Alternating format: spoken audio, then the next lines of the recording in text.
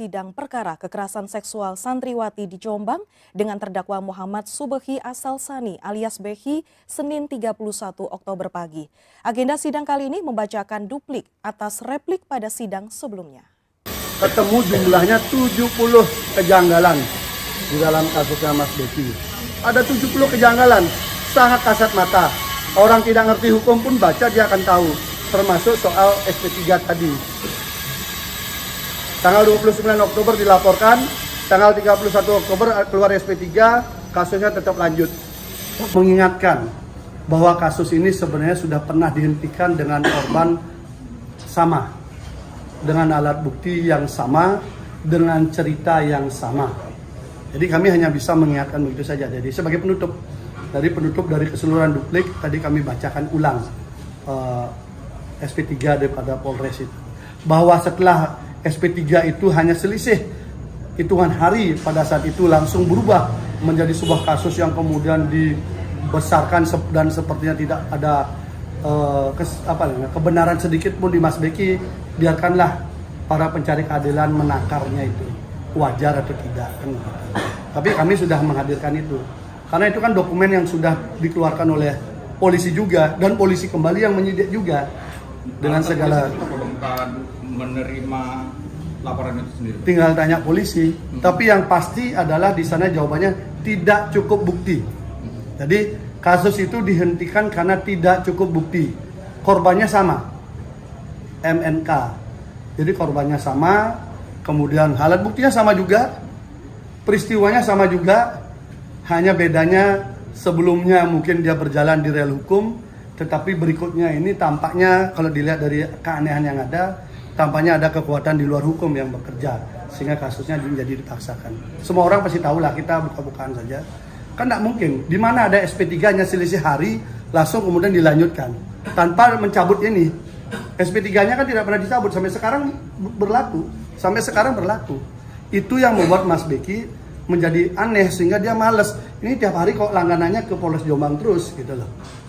Udah di SP3, dipanggil lagi, tiba-tiba jadi tersangka gitu. Jadi ini yang membuat kemudian beliau cukup lelah menghadapi proses hukum. Tapi kami sudah buka. Sekaligus juga kami menyesalkan kenapa sih kalau kita mau mencari kebenaran material, JPU dengan hakim kemarin tidak mau setuju membuka motifnya gitu loh. Kami kan ingin memanggil satu saksi penting di balik epicentrum kasus ini yang inisialnya E dan Y itu ya. EY inilah yang sebenarnya kita harapkan hadir di persidangan, tetapi dengan segala lika-liku caranya tidak berani hadir di persidangan. Padahal di BAP ada, gitu ya. Jadi padahal di BAP itu ada. Nah itu kami harap sebenarnya kalau sama-sama mencari motif selesai. Gitu. Sehebat apapun dia diskenariokan orang, kami yakin kalau dia duduk di situ pasti terbongkar aslinya. Karena kami kan sudah punya dokumen lengkap kan, tinggal kami cross check aja. Sama saksi korban itu kan. Ketika dia berkilah begini, begitu, ketika kita tanya pelan-pelan, keluar semua kan? Ngaku nggak pernah hubungan, padahal chatting mesranya ada. Chatting mesranya berkali-kali. Makanya itulah judulnya menjadi ketika pelakor menjadi pelapor. Pelakor ini sudah jelas-jelas menyebutkan dirinya ingin menjadi istri daripada Mas Behi. Tertulis itu disebutkan, dan itu terkonfirmasi dengan chattingnya yang selalu bahasanya cintaku, sayangku. Sidang perkara kekerasan seksual santriwati di Pengadilan Negeri Surabaya ini dimulai pukul 10 waktu Indonesia bagian Barat. Kedatangan terdakwa Behi dikawal ketat pihak kepolisian dan kejaksaan.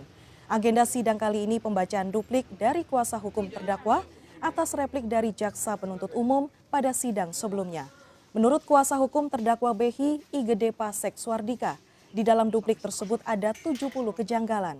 Sementara itu, saat sidang berlangsung, ada sekelompok masyarakat lintas agama menggelar aksi damai di depan kantor Pengadilan Negeri Surabaya. Aksi ini bertujuan memberi semangat kepada majelis hakim agar dapat memutuskan perkara secara adil. Adalah negara yang dicintai oleh Allah di surga pada kesempatan siang hari ini Tuhan. Kami berdoa untuk bangsa dan negara kami, baik dari pusat, provinsi, daerah sampai ke desa, kiranya Allah Roh Kudus memberikan kekuatan kemampuan untuk melakukan roda kepemerintahan ini. Bahkan juga supaya masyarakat Indonesia bisa mengalami sesuatu kedamaian, keadilan di dalam segala hal, terutama di dalam hukum. Dan pakai semua Tuhan, aparat negara, bahkan juga TNI Polri, menteri, bahkan juga semua Tuhan aparat yang ada di negara kami ini. Kiranya Tuhan memberikan kekuatan supaya beliau-beliau dapat melakukan tugas sesuai dengan rencana kehendak-Mu. Khususnya pada hari ini, kami di depan Pengadilan Negeri Surabaya untuk mengucap syukur karena Tuhan mengizinkan kami untuk berdoa. Maka pada pagi hari ini, pada siang hari ini, kami bersyukur Bapak karena kesempatan yang indah ini buat semua panitia yang sudah menyelenggarakan dualitas agama ini. Biarlah Tuhan memakai semua para tokoh-tokoh, bahkan juga panitia yang sudah melaksanakan ini. Kiranya Allah Roh Kudus memberkati kami semua, dimanapun kami berada. Allah Roh Kudus memberkati kami semua dengan sukacita, bahagia, dan sejahtera. Terima kasih Bapak, dalam nama-Mu kami sudah berdoa dan mengucap syukur. Haleluya. Amin.